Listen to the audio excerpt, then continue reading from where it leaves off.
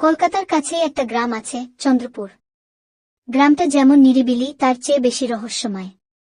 কারণ গ্রামের পাশেই একটা জঙ্গল, আর সেই জঙ্গলেই আছে একটা পুরনো জমিদার বাড়ি। কেউ সেখানে যায় না। কেন? কারণ সেই বাড়ির নাম কালবাড়ি। লোকজন বলে সেই বাড়িতে একসময় ছিল জমিদার হরিপ্রসাদ রায়। নিষ্ঠুর, রক্তচোষা এক লোক।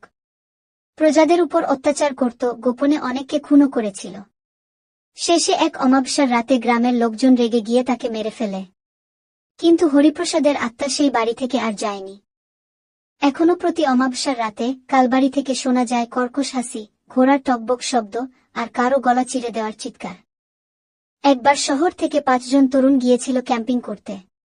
তারা শুনে বিশ্বাস করল না এসব গল্প। সাহস করে রাত 12টায় ঢুকল কালবাড়িতে। প্রথমে সব স্বাভাবিক, কিন্তু রাত 1:30টার দিকে হঠাৎ করেই চারদিক থমকে গেল। বাতাস বন্ধ, টর্চ নিভে গেল, আর কেউ একজন নিচু গলায় বলল, কে বলেছে আমি মরে গেছি?